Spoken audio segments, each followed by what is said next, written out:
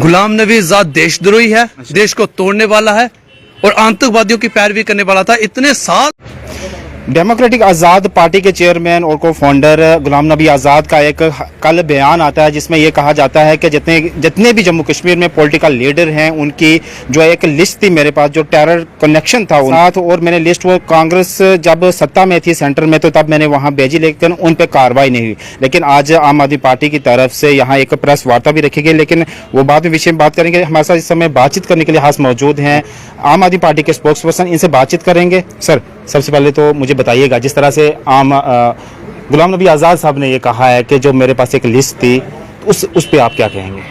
गुलाम नबी आजाद देशद्रोही है, देश को तोड़ने वाला है और आतंकवादियों की पैरवी करने वाला था। इतने साल हो गए, अगर गुलाम नबी आजाद के पास सूची थी तो आज जब उन्होंने ये कहा कि मेरे पास सूची थी, मैंने सरकार को भेजी, कार्रवाई नहीं हुई, तो आज वो एक एक नाम उजागर करते।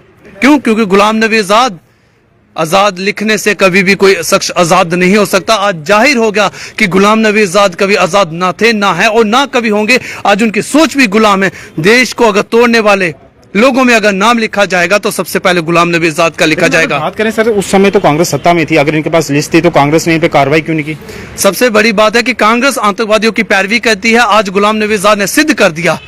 तब सरकार वजीर आलम डॉक्टर मनमोहन सिंह जी थे और आप गृह मंत्री क्या बताइए, ताम जाम सब सरकार जब इनकी थी जम्मू कश्मीर में भी और इनकी भी। इन्होंने कहा मैं मुख्यमंत्री रहते हुए, अगर मुख्यमंत्री रहते हुए तो मुख्यमंत्री तब जम्मू कश्मीर के पास अपनी विधानसभा थी, जिसके जम्मू कश्मीर का गृह मंत्रालय इनके पास था, पुलिस इनके पास थी, तो उठा के अंदर डालते ना।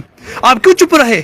इसका मतलब कहते हैं ना, आंखों देखा जहर पीना तो गुनाह है, लेकिन आंखों देखा जहर पिलाना सबसे बड़ा गुनाह है। आपने जम्मू कश्मीर की जनता को जहर पिलाया। गुलाम नबी आजाद आतंकवादी तो आप हैं, जिनके पास सूची होते हुए भी आपने जाकर नहीं किया। अगर पार्लियामेंट के अंदर आप मोदी साहब को खुश करने के लिए मगरमच्छ के आंसू बहा सकते थे तो आप वो सूची भी जाहिर कर सकते थे, आप नाम ले सकते थे, इतिहास में आपका नाम लिखा जाता वफादारी के लिए। लेकिन आज इतिहास में गुलाम नबी आजाद का नाम लिखा जाएगा, लेकिन आतंकवाद की पैरवी करने के लिए, सत्ता के लिए मुंह बंद रखने के लिए लिखा जाएगा। अगर आपको सत्ता का इतना लालच था तो भाई साहब थोड़ी सी ईमानदारी तो इस देश के लिए भी रख सकते। आज जाहिर हो गया कि देश को तोड़ने के लिए गुलाम नबी आजाद भी एक कड़ी का काम कर रहे थे।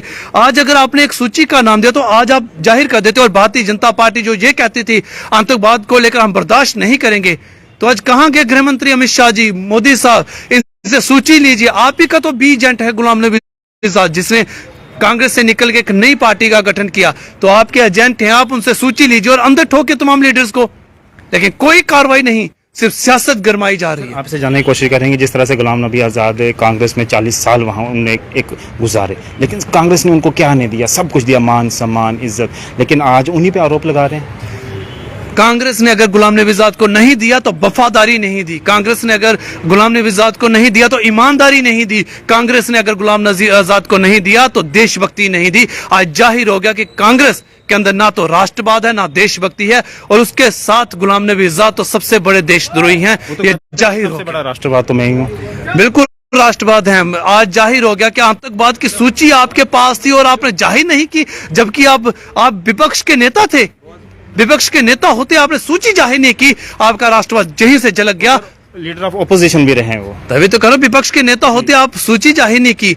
और आज जिस भारतीय जनता पार्टी के साथ आपने गले मिले और हाथ मिलाया है, आज उनकी सरकार है, आप सूची उनको देते। आज भारतीय जनता पार्टी भी कटघरे में है।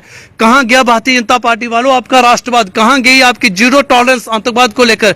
सूची आजाद साहब से लेकर आप उन लोगों को अंदर डालते हैं ना। 2014 से आपकी सरकार है, जम्मू कश्मीर में भी आपकी सरकार रही और केंद्र में भी आपकी सरकार है, तब भी आपने उन लोगों पे कार्रवाई नहीं की। जम्मू कश्मीर के लोग आज शर्मिंदा हैं क्योंकि गुलाम नबी आजाद की घटिया सोच जिंदा है। क्या लगता है सर, अगर ऐसी बयानबाजी करेंगे गुलाम नबी आज़ाद साहब तो आने वाले वक्त में क्या जनता ऐसा साथ देगी? आज मेरी जुबान गुलाम नबी आजाद के साथ साहब बोलने में लड़खड़ा रही है, क्योंकि मेरा राष्ट्रवाद इस चीज की इजाजत नहीं दे रहा कि गुलाम नबी के साथ साहब लगाया जाए।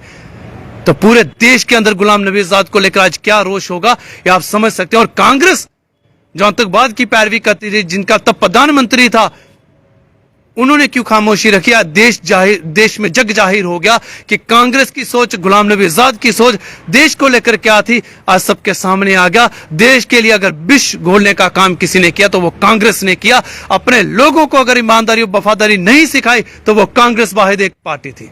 चलें सर, बहुत बहुत शुक्रिया हमारे साथ बातचीत करने के लिए। मौजूद थे प्रताप सिंह जमवाली जो कि आम आदमी पार्टी के स्पोक्स पर्सन है। साफ तौर पर इनका कहना है कि जिस तरह से गुलाम नबी आज़ाद साहब का जिस तरह से कल एक बयान सामने आया है, उनका ये कहना था कि जिस तरह से एक मेरे पास लिस्ट थी और लिस्ट जो थी वो जितनी भी पॉलिटिकल पार्टीज के लीडर हैं जम्मू कश्मीर के, उनके टेरर कनेक्शन थे और वो सेंटर में लिस्ट भेजी गई, तब उन पर कार्रवाई नहीं हुई। लेकिन आज जब गुलाम नबी आज़ाद कांग्रेस से बाहर आते हैं तो अब उनको याद आती है। आपकी क्या राय है? आप भी अपनी राय जरूर कमेंट सेक्शन में रखिएगा। देखते रहिए जगड़ा रुखसार खान के साथ, दीजिए इजाजत।